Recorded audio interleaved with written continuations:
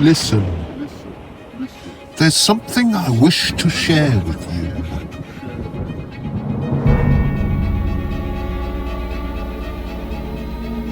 Trust in me, just in me.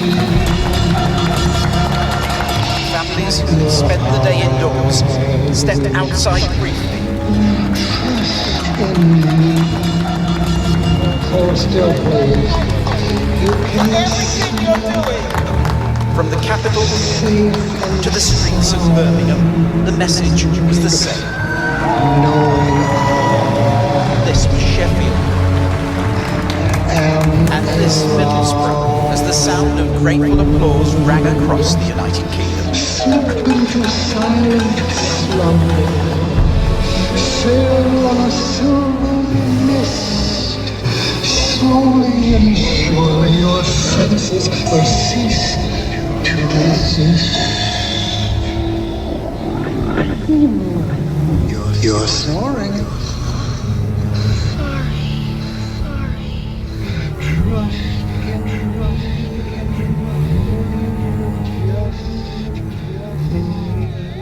Now, deep in the British jungle.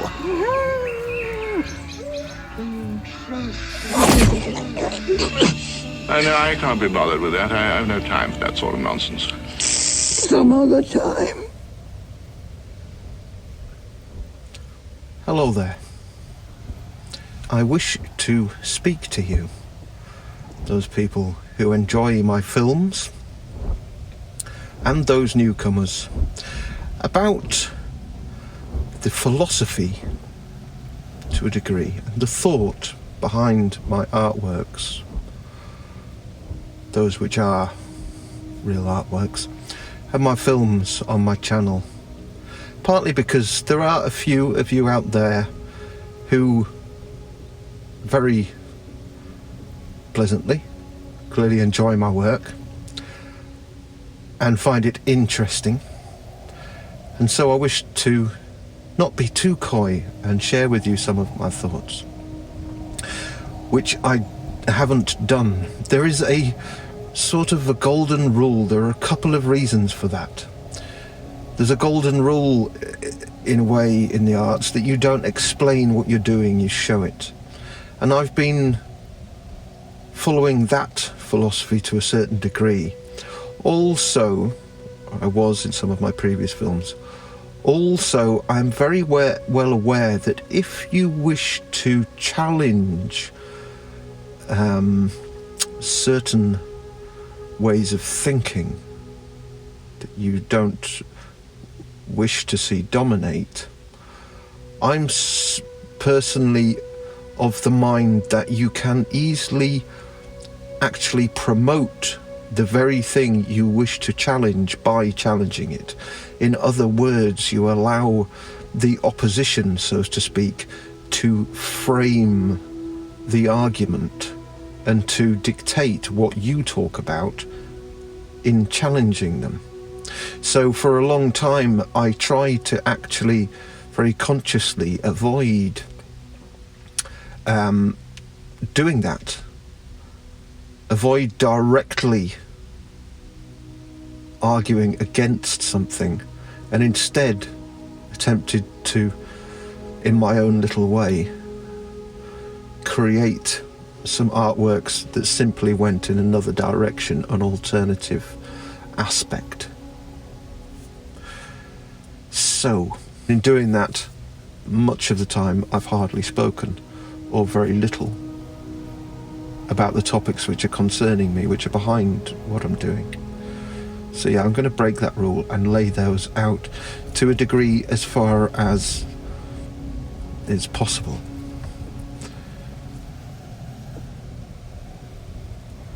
I'm sat on the top of a moor in Pembrokeshire in southwest Wales. I've spent the winter down here. I live in a van, and I've spent the winter down here. It's very mild in the southwest corner of the British Isles. You get the Gulf Stream coming up, and hitting. It's just running either side of me now. Just to the left of this shot, there's the bay of Newport Bay. I'm just near Fishguard. You might have heard Fishguard on the shipping forecast. It's a very mild place. That's what you're looking at here. The moor, just half a mile back from the coast, back from the west coast of Wales, in the land of the dragons. I was born in North Wales, and it has, although I doubtless have a little bit of Celtic ancestry somewhere. I'm not primarily a Celt, but yeah, I was born and brought up. I was born in Wales, so I feel at home here to a certain degree. Can you hear the wind whistling past the van? It's a good place to be. A lot of space to think. That is something I am gifted with, and have made a lot of effort to make sure I have that space. So, yes, there is going to be a certain amount of meandering in this video. And as with all my films, it will call to a degree upon your patience. I beg your patience. But I hope too there are some things of interest to think about. If you yourself are an artist or, yes, of one way or another, whether that be through writing, through video, through music, any other artistic pursuit, maybe this will give you some thoughts. And if not, maybe it'll inspire you to consider the arts for yourself, building your own way.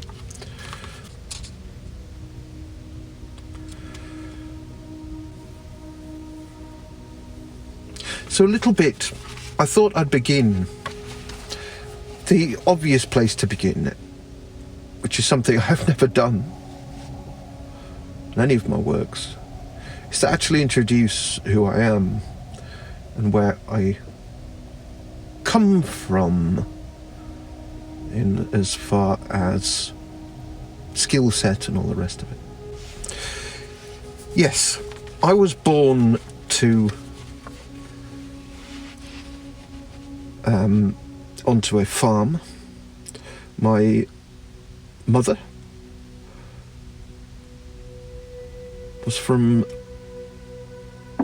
sort of upper middle class, verging on old English aristocratic lines.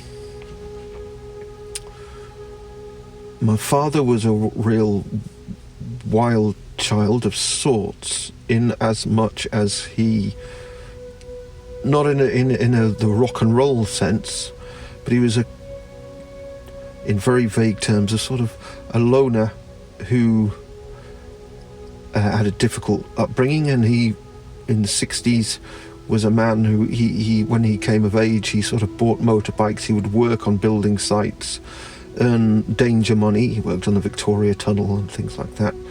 He'd work for a few months on highly paid building jobs, then buy himself a Norton Dominator, was a bike he liked, and he'd ride off around the Middle East and over to India, but very much a loner. Not my mother, I remember her saying she liked him because the other sort of hippie circles, they all sat on a sofa stone talking about travelling and doing this stuff, and my father, he actually did it. But consequently, yeah, he wasn't a sort of hippie as such. He worked as a carpenter, a very, very skilled, practical man, and he taught me a lot in that way. Very skilled artist who draws beautifully, a brilliant eye in that way, and very, very adept mechanic from all that experience. He designed and built his own machines on a farm when I was a boy. So he was, yeah, very, very practically top level in that way, and very broadly skilled in that sense. So I was very much brought up around, there was it's curious juxtaposition there in the home, because it was a hill farm and there was no money around. It was a potato and sheep farm. There was almost no money to be seen, and we were very much farm kids, me and my three sisters.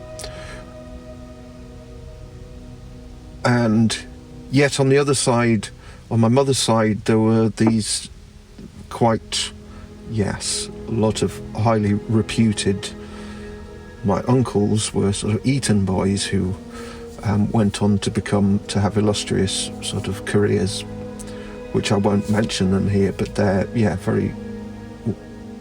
both very well-known authors, and one of them's works in the field of history, and he's very renowned in that world. The world of the ancestors obviously doesn't exist, but in their minds it did, and the ancestors were in league with something bigger and something more powerful.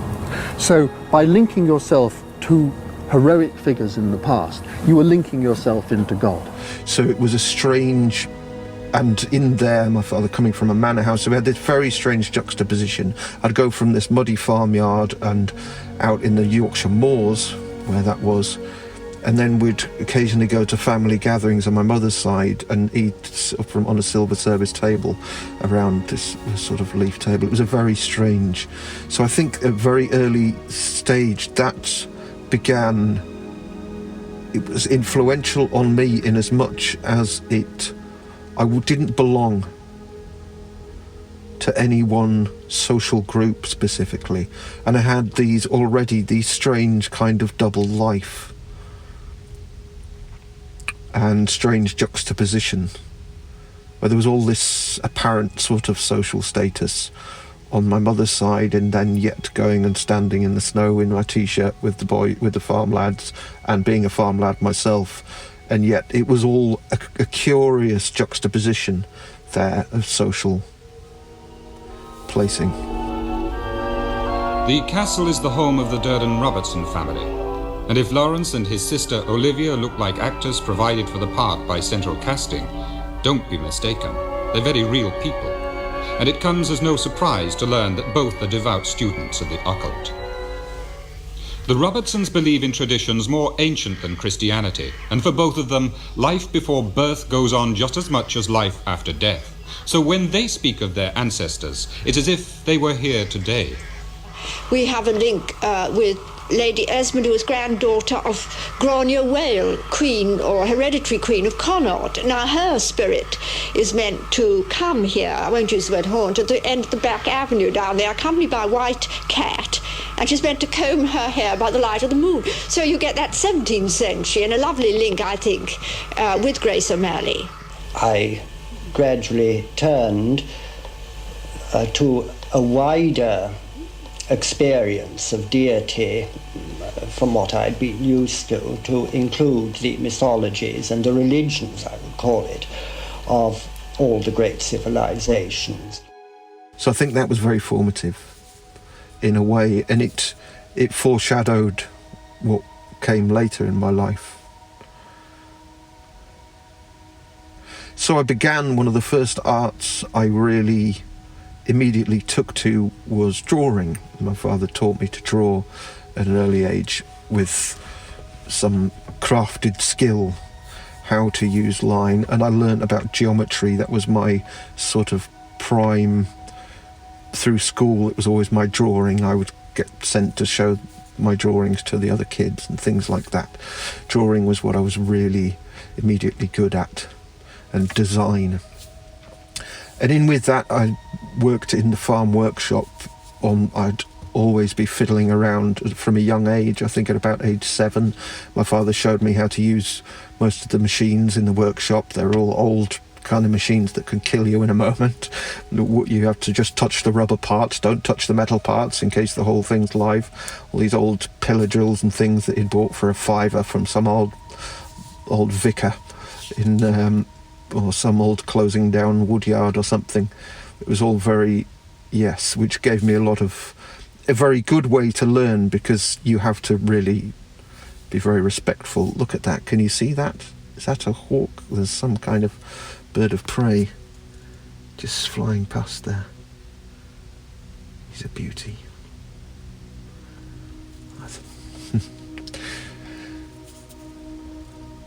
So yes, I learnt metalworking and taught myself, or was quickly taught, and then taught myself how to weld. And I was always inventing and building, making things in the workshop, and helping my old man on his machines and things. So that practical side was embedded at a very early age. And also, obviously, working on the farm to a degree.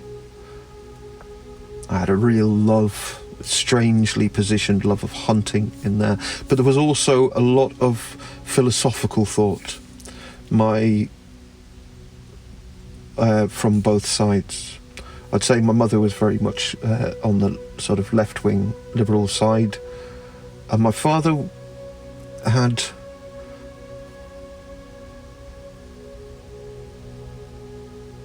a different... Today you would probably say he was somewhere on the right, but in a very... in as much as he always embedded me with a respect for human nature and to pay great attention to one's own natural impulses. He embedded that in me from a young age, from, well, when I became adolescent, to respect those things in order to not get into positions where you were in too much conflict, to a sort of, in a way, what I consider today a certain amount of shamanic thinking there.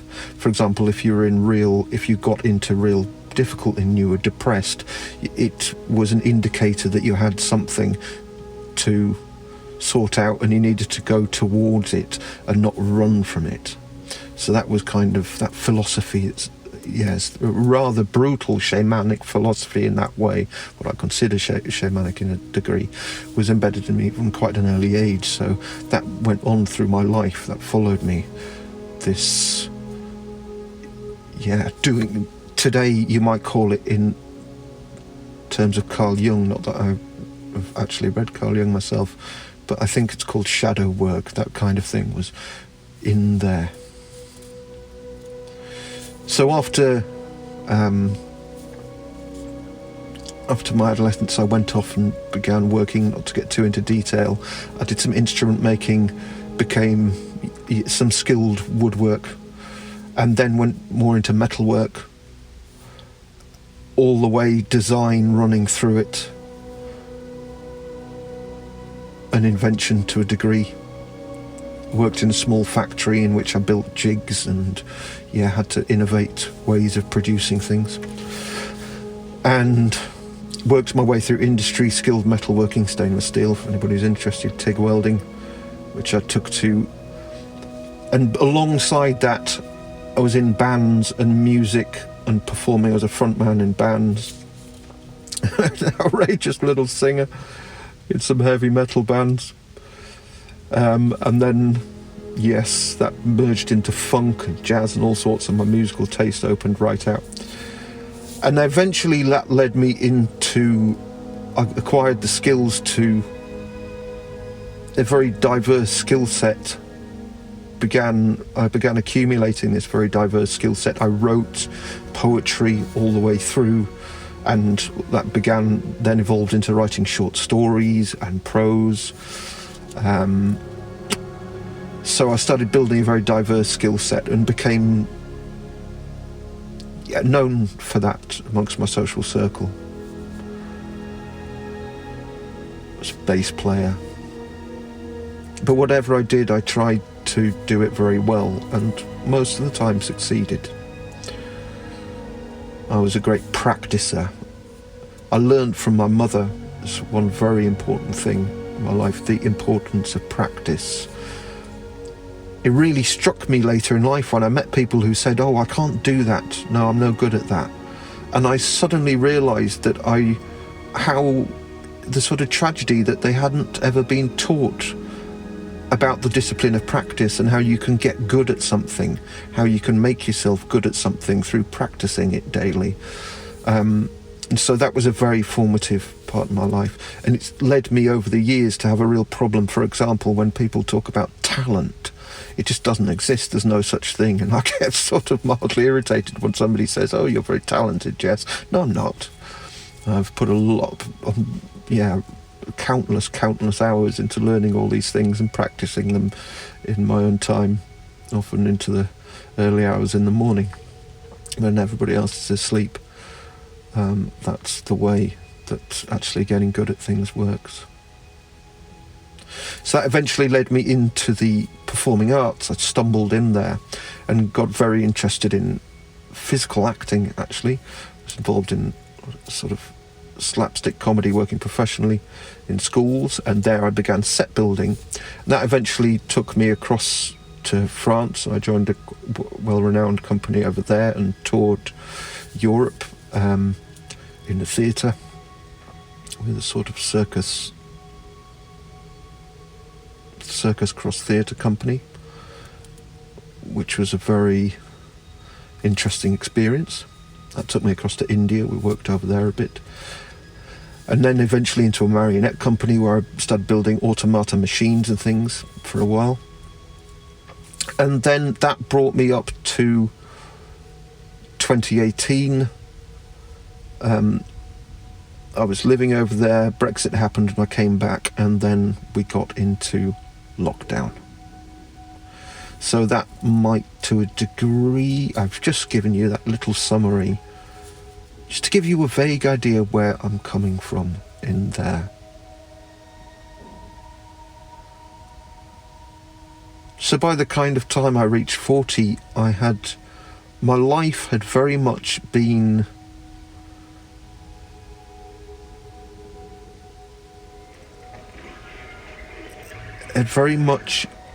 marked by this non-specialised route. I'd changed my life pretty much every 2 years through that period, through my 20s and 30s. It was really exhausting to a degree.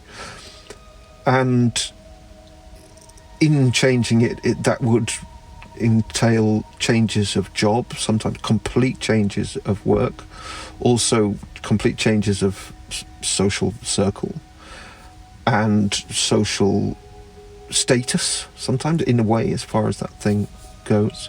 And obviously location and locality.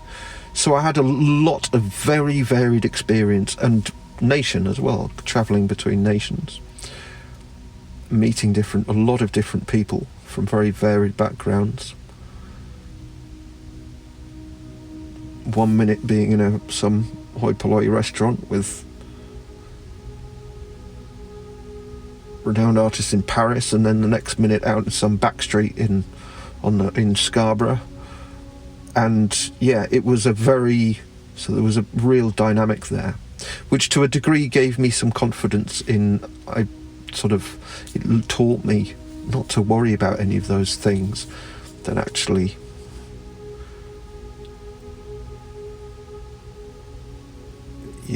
these things, those very constraining social sort of constraints are illusionary, and they don't count for anything in reality. You get idiots and intelligent and good and bad people everywhere, in every walk of life, every demographic.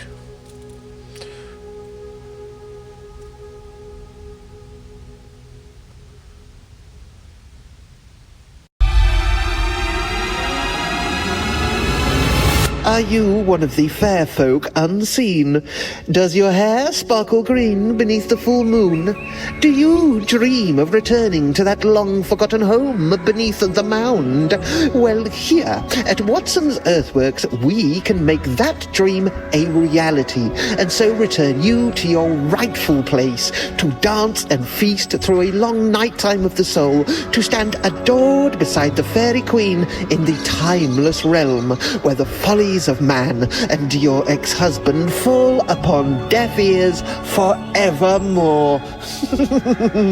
Call Watson's Earthworks now for more details. Terms and conditions apply. The undersigned agrees to welcome representatives of the Fae into their home without notice, and to therein forfeit their firstborn in exchange for a designated changeling bairn of the Fairy Queen's choosing. A no-contact policy is unrevocable after transfer of the bairns. All and any magics placed upon the undersigned will be accepted without resistance. The Fairy Queen reserves the right to evict the undersigned from the mound without notice or possibility of appeal. Your statutory right not affected.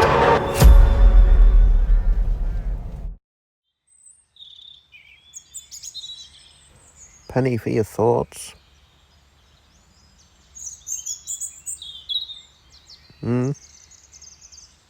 What do you reckon?